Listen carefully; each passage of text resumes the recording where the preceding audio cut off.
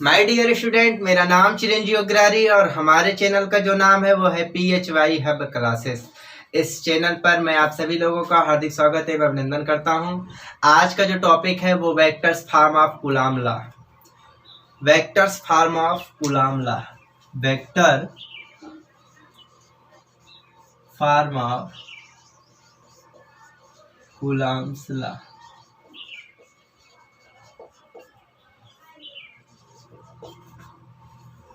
हाँ, एक चीज़ आप लोगों को बताना चाहेंगे कि अगर अभी तक आपने मेरे चैनल को सब्सक्राइब नहीं किया है तो सब्सक्राइब कर लें और अपने दोस्तों को शेयर भी कर दें। आज इस लेक्चर के बाद आपका जो नेक्स्ट लेक्चर होगा वो न्यूमेरिकल होगा, तो आप लोग अपने न्यूमेरिकल तैयार रखें कूलॉम्स लॉ से रिलेटेड। कमेंट बॉक्स में आप लोग अपने न्यूमेरिकल सेंड कर दीजिएगा। जिसमें डाउट होगा हम उसको भी न्यूमेरिकल्स अगले लेक्चर में कराएंगे। आते हैं टॉपिक पे, vector form of Coulomb's law. इसमें हम बात करेंगे, एक चीज़ और जान लो, थोड़ा सा बच्चों को डर ये लगता है कि क्लास 11 उनका डिस्ट्रॉय हो चुका है, बहुत अच्छे से नहीं पढ़े, तो उनको लगता है कि यहाँ पे वेक्टर का यूज हो रहा है, मुझे समझ में आएगा कि नहीं आएगा। आप पैसेंस रखिए, मैं गारंटी दिलाता हूँ कि आपको ये टॉपिक बहुत ही इजी वे में समझ में आ जाएगा। आपको परेशान होने की, होपलेस होने की कोई ज़रूरत नहीं कि हमें वेक्टर नहीं आता तो ये टॉपिक कैसे समझ में आएगा। आप केवल ध्यान से वीडियो को बिना स्किप किए देखिए। पहले हम बात करेंगे, एक हम फ्रेम ले लेते हैं, x, y और z। ये एक मैंने फ्रेम ले लिया, जैसे हम अक्सर बनाते हैं x axis, y axis, z axis, उस तरीके से मैंने x एक्सिस, y एक्सिस और z एक्सिस बना लिया है। यहाँ पे हमारे पास 2 पॉइंट चार्ज हैं, एक Q1 है और दूसरा Q2। ये 2 पॉइंट चार्ज है, एक Q1 है और दूसरा Q2। अब Q1 की अगर पोजीशन बतानी होगी, इसको क्या बोलते हैं, O से डिनोट करते हैं ओरिजिन, हिंदी में इसको बोलते हैं मूल बिंदु, मूल बिंदु।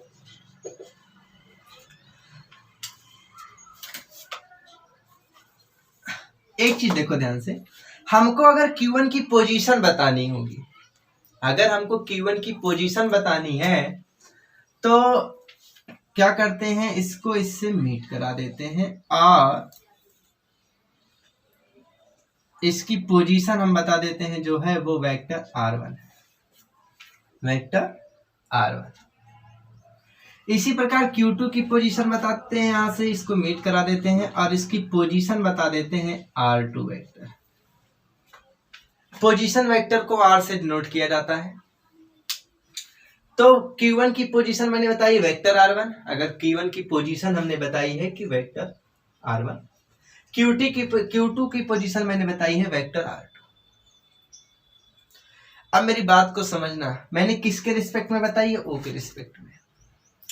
अगर हमको ये बताना हुआ Q1, ध्यान समझिएगा, जो यहाँ पे वेक्टर R1 है वो क्या है, जो वेक्टर R1 है वो क्या है, ये है पोजीशन वेक्टर।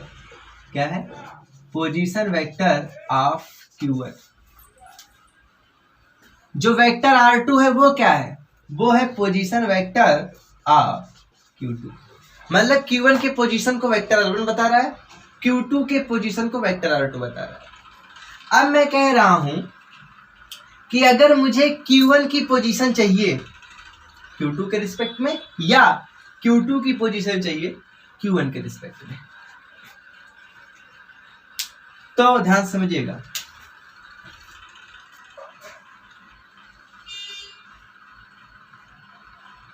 ध्यान समझिए, हमको बताना है Q1 की पोजीशन, ध्यान समझिए, 1 2 वेक्टर 1 2, मतलब 1 का किसके रिस्पेक्ट में, 2 के रिस्पेक्ट में। इसका मतलब है जो वेक्टर R12 है वो क्या है, position of Q1, position of Q1। ये जो Q1 था इसकी पोजीशन वो के रिस्पेक्ट में थी। अब Q1 की पोजीशन हम Q2 के रिस्पेक्ट में बताएंगे। Position of Q1 with respect to WRT, इसका मतलब है विथ रिस्पेक्ट टू, सापेक्ष, विद रिस्पेक्ट टू Q2, ये हो जाएगा आपका। अगर इसी तरीके से R21 की मैं बात करूं तो ये जो एरो है ये चेंज हो जाएगा, इसका एरो इस तरीके का हो जाएगा, इस तरीके का एरो हो जाएगा। और यहां पे लिखेंगे position of Q2 with respect to Q1। आप बहुत अच्छे तरीके से समझिए, कुछ भी कठिन नहीं है इसमें। अब मेरी बात को समझिएगा, मैंने Q1 की पोजीशन बताई, Q2 की पोजीशन बताई, O के रिस्पेक्ट में बताई और Q1 Q2 के रिस्पेक्ट में बताई। अब अगर ये दोनों पॉजिटिव चार्ज हैं, तो ये पॉजिटिव इसको क्या करेगा, रिपल करेगा। इस पे जो फोर्स की डायरेक्शन होगी वो इधर होगी। इसका मतलब 1 के कारण, यानी फोर्स लग रहा है किसके कारण, 1 के कारण, और कौन लगा रहा है, 2। 1 पर लग रहा है, किसके कारण लग रहा है, 2 के कारण लग रहा है। इसको बोलेंगे वेक्टर। इस डायरेक्शन में अगर हम फोर्स की बात करेंगे तो यहाँ पे होगा F2। ये आपका फिगर हो गया। एनसीईआरटी में आपको 2 फिगर और थोड़ा सा देखने को मिलेगा। ये फिगर मैं आपको यहाँ पे समझा दे रहा हूँ। जैसे यहाँ पे इस तरीके से बना हुआ है Q1 Q2 ये हो गया डिस्टेंस। यहाँ पे लिखा है Q1 Q2 एक बार ग्रेटर देन 0। ग्रेटर देन 0 का क्या मतलब है, Q1 और Q2 को जब मल्टीप्लाई करेंगे तो उसकी जो वैल्यू आ रही है वो 0 से क्या आ रही है, बड़ी आ रही है। और 0 से बड़ी कब आएगी, चाहे दोनों नेगेटिव होगा और चाहे दोनों क्या होगा, पॉजिटिव होगा। और जब इसका मतलब है जब दोनों पॉजिटिव होंगे तब भी रिपल करेंगे, क्योंकि लाइक चार्ज की तरह ट्रीटमेंट करेंगे। अगर दोनों नेगेटिव होंगे तब भी रिपल करेंगे, क्योंकि लाइक चार्ज की तरह ट्रीटमेंट करेंगे। तो यहाँ पे जो फोर्स की डायरेक्शन होगी वो रिपल वाली होगी, इस डायरेक्शन में, इस डायरेक्शन में, यानी 1 2 और यहाँ पे होगा 2। इसी तरीके से एक फिगर और है इसमें, उसमें क्या सिस्टम है,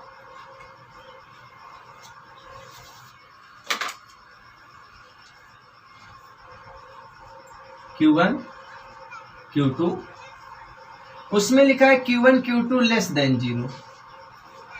Q1 Q2 लेस देन 0। जब Q1 Q2 की वैल्यू 0 से कम होगी तो इसका मतलब है एक प्लस होगा और दूसरा कैसा होगा, माइनस। इसका मतलब एक पॉजिटिव होगा और दूसरा कैसा होगा, नेगेटिव। जब एक पॉजिटिव होगा और दूसरा नेगेटिव होगा तो क्लियर सी बात है कि ये कैसे होंगे, अनलाइक चार्ज। इसके पहले वाले लेक्चर में हमने डिस्कस कर रखा है कि इसमें कैसा होगा, ये अनलाइक चार्ज। तो एक दूसरे को क्या करते हैं, अट्रैक्ट करते हैं। इसका मतलब इस पे जो फोर्स की डायरेक्शन होगी वो इस साइड में होंगी और इस डायरेक्शन में होगी, इस डायरेक्शन में। यहाँ पे होगा F12 और ये होगा F2, ये हो जाएगा। तो ये दोनों फिगर आपको एनसीईआरटी में देखने को मिलेंगे। और यहाँ पे आपको वेक्टर फॉर्म समझना है, तो वेक्टर फॉर्म समझते हैं यहाँ पे कि कैसे निकाला गया है। क्योंकि कूलॉम्स लॉ में हमने जो फोर्स निकाला था, मैग्नीट्यूड निकाला था, हमने उसकी डायरेक्शन, फोर्स कैसी क्वांटिटी है, वेक्टर क्वांटिटी है, सदिश राशि है। और सदिश राशि में परिमाण भी होता है और दिशा भी होती है। तो परिमाण हमको कूलॉम्स लॉ के द्वारा ऑब्टेन्ड हुआ था। अब उसके हम डायरेक्शन की बात करने जा रहे हैं। अब बात को समझिएगा। अब जो चीज़ समझने वाली है वो यही है, इसमें सबसे ज़्यादा दिक्कत इसी की बात होती है। इसमें हम लिखेंगे R कैप 1 2। ध्यान समझिएगा, R कैप 1 2 का क्या मतलब है। पहली बात, जिसके ऊपर कैप लगा होता है उसको बोलते हैं यूनिट वेक्टर। क्या बोलते हैं, यूनिट वेक्टर।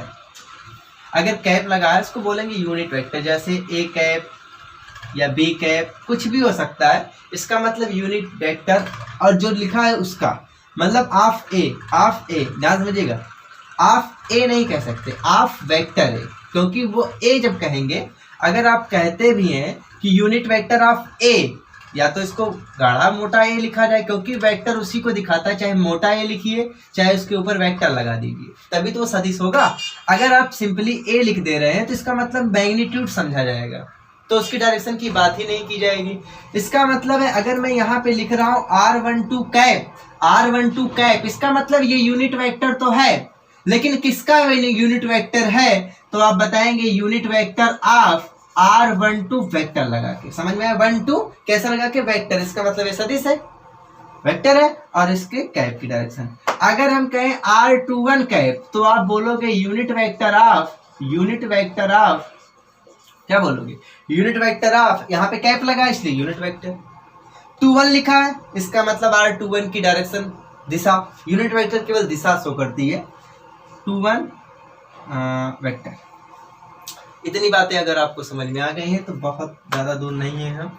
अब अगर हम बात करें, ऐसे हमारे पास F12 है, F21 है वेक्टर में, ध्यान समझिएगा। अगर हम वेक्टर F12 की बात करें, वेक्टर F12 की हम बात करें,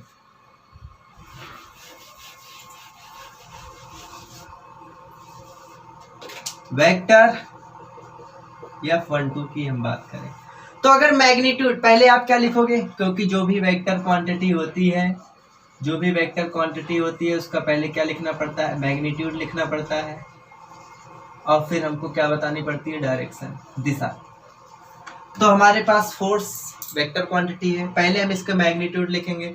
तो मैग्नीट्यूड लिखने के लिए आप क्या लिखोगे, K Q1 Q2 by R square. के क्या है, वही proportional constant, K Q1 Q2 by R square. ये जो सारा हमने टर्म यूज किया है, ये आपका मैग्नीट्यूड है, ये पूरा क्या है, मैग्नीट्यूड है। अभी हमने डायरेक्शन की बात नहीं की है, अब मुझे फोर्स की डायरेक्शन बतानी है। देखो ध्यान से, अगर कोई व्यक्ति है वो उत्तर की तरफ जा रहा है, नॉर्थ साइड में जा रहा है, और कोई दूसरा भी व्यक्ति है वो भी नॉर्थ साइड में जा रहा है, तो आप बोलोगे वो भी नॉर्थ, मतलब अगर डायरेक्शन बताओगे तो नॉर्थ नॉर्थ। तो यहाँ पे देखिए, अगर R12 की डायरेक्शन में देख रहा हूँ, उसकी डायरेक्शन ये है, R12 की डायरेक्शन जो देख रहा हूँ वो इस डायरेक्शन में, R12 की जो डायरेक्शन है वो ये है, और फोर्स की जो डायरेक्शन है वो भी यही है। तो R12 के डायरेक्शन के लिए, दिशा दर्शाने के लिए मैंने एक टर्म यूज किया है, R12 कैप। R12 कैप जो है वो क्या दिखा रहा है, वेक्टर R12 की दिशा। वेक्टर R12 की जो दिशा दिखा रही है वो ये है, ये टर्म मैंने यूज किया है। और अगर इसी दिशा में, इसी की दिशा में फोर्स भी है, तो फोर्स की दिशा दिखाने के लिए मैं इसी को लिख दूंगा, क्योंकि उसी दिशा में ये भी है, उसी दिशा में ये भी है। तो हमको इस वाले फोर्स की अगर दिशा दिखानी है तो मैं कौन सा टर्म यूज कर लूंगा, वेक्टर ये। यानी यहाँ पे मैं क्या लिखूंगा,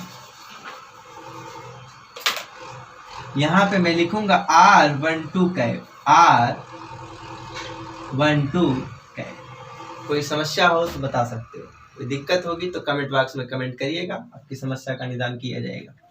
R12 कैप। अगर ऐसे वेक्टर 21 की बात करें तो पहले आप क्या लिखोगे, मैग्नीट्यूड आप लिखोगे। तो मैग्नीट्यूड क्या लिखोगे, इसका मतलब तुम अच्छी तरीके से पता है, उसमें मैंने बताया था कि फोर्स का मैग्नीट्यूड कैसे है, इसमें सेम है और अपोजिट होते हैं। तो यहाँ पर भी इसका मतलब मैग्नीट्यूड है, ये मैग्नीट्यूड है, तो इसका जो मैग्नीट्यूड है सेम मैग्नीट्यूड आप यहाँ पे लिखोगे, यानी K Q1 Q2 by R square. ये आपका मैग्नीट्यूड आ गया। उसके बाद आप क्या लिखोगे, R21 का कैप। बात आ गई समझ में। ये आपने F12 लिखा, ये आपने F21 लिखा।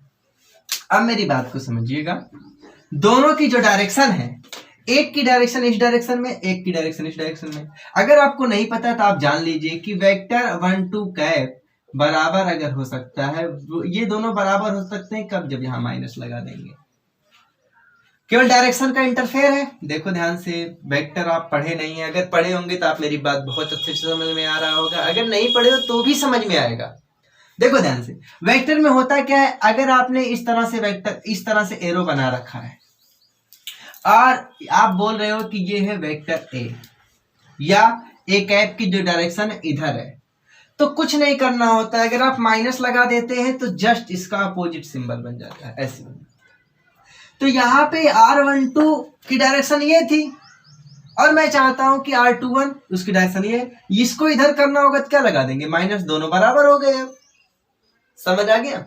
आगे देखें तो यहाँ पे हम लिख सकते हैं R12 की जगह ये लिख सकते हैं। तो यहाँ पे देखिए दो वाले में, इसको फर्स्ट कर लेते हैं, सेकंड में हम लिख देते हैं 21 बराबर F21 बराबर K Q1 Q2 by R square.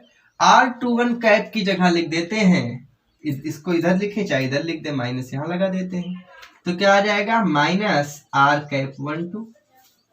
ये आ गया। अब ध्यान से देखो, केवल माइनस छोड़ दो, ये जो सारा टर्म दिख रहा है और ये दिख रहा है, ये देखो ये जो सारा दिख रहा है ये दिख रहा है, ये F12 दिख रहा है। इसका मतलब हम लिख सकते हैं वेक्टर F21 बराबर माइनस वेक्टर Fn2। यहाँ पे देखिए एक चीज और प्रूफ हो गई, यहाँ पे ये इसका वेक्टर फॉर्म है, कूलम्ब्स लॉ का ये वेक्टर फॉर्म है, चाहे ऐसे लिखिए चाहे ऐसे लिखिए, ये सारे वेक्टर फॉर्म है। और यहाँ पे एक चीज और प्रूफ हो गई, ये आपका वेक्टर फॉर्म है। और यहाँ पे एक चीज और प्रूफ हो गई कि जो फोर्स है वो पहली बात बराबर है, मैग्नीट्यूड सेम है, और डायरेक्शन दोनों का क्या है, माइनस आने की वजह से पता चल रहा है कि अपोजिट है।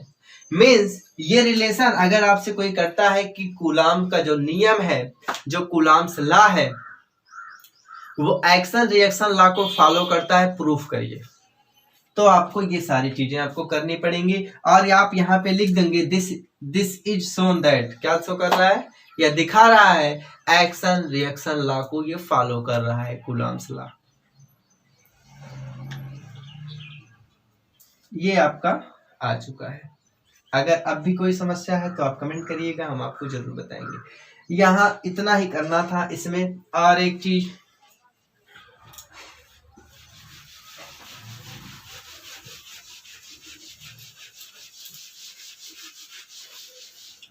आर कैप इक्वल टू जो होता है वो होता है vector R upon magnitude R, ये होता है मैग्नीट्यूड ऑफ वेक्टर आर, ये होता है आर कैप। अगर आर कैप का फार्मूला आपको नहीं पता है तो ये होता है। अगर वैसे हम लिखना चाहे वो वहां पे कंप्लीट हो चुका है, अब ये समझिए थोड़ा सा एक्स्ट्रा बताया जा रहा है। वहां पे आपको जितना बताना था वेक्टर फॉर्म वो हो चुका है, आपको बता दिया गया। अगर एक्शन रिएक्शन लॉ आपको प्रूफ करना है तो आप वैसे प्रूफ कर सकते हैं। अब मैं कुछ आगे बता रहा हूं कि आर कैप इक्वल टू ये फार्मूला होता है। अगर कभी भी यूनिट वेक्टर पूछा जाए तो आप इस तरीके से कर सकते हैं, ध्यान समझिएगा। अब अगर देखो ध्यान से, एफ जो फोर्स होता है वो मैग्नीट्यूड मैंने बताया था वो क्या होता है, के Q1 Q2 by R square, ध्यान समझिएगा। अगर ऐसे ही 1 2 और 2 1 लिखने में थोड़ा सा कुछ बच्चे घबराते हैं कि 1 2 क्या है 2 1 क्या है, उसमें इनको दिक्कत आती है और डायरेक्ट वेक्टर फॉर्म लिखना चाहते हैं, F equal to K Q1 Q2 by R square, ये मैग्नीट्यूड है। जब यहाँ मैं वेक्टर एफ लगा रहा हूं तो आप यहाँ आर कैप लगा दीजिए, बस। समझ आ गया कि नहीं आ गया। और एक चीज जान लो, मैग्नीट्यूड लिखने का कई तरीका है। कौन कौन सा तरीका है, जैसे आर कहीं लिख दिया गया मैग्नीट्यूड है, वेक्टर को माड लगा दिया गया मैग्नीट्यूड है। तो इन दोनों रूपों में चाहे मैग्नीट्यूड को मैं ऐसे लिखूं आर, सिंपली ओ आर में कैसे लिखूं, ऐसे लिखूं, तो यहाँ पे चाहे मैं आर लिखूं और चाहे मैं क्या लिख सकता हूं, के Q1 Q2।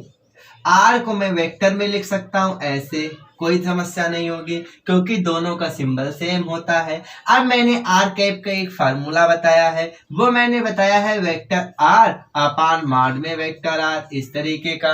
तो आप कुछ मत करिए, वेक्टर एफ बराबर अगर आपको लिखना है तो के Q1 Q2 बाई, ये देखिए यहाँ पे पावर 2 है, यहाँ पे पावर 1 है, वेक्टर आर की पावर 3 और वेक्टर आर, ये आपका वेक्टर फॉर्म हो गया कूलम्ब्स लॉ। जिन बच्चों को 1 2 2 1 से समस्या है वो इस तरीके से कर सकते हैं। बाकी वो जो था वो एनसीईआरटी बेस्ड था।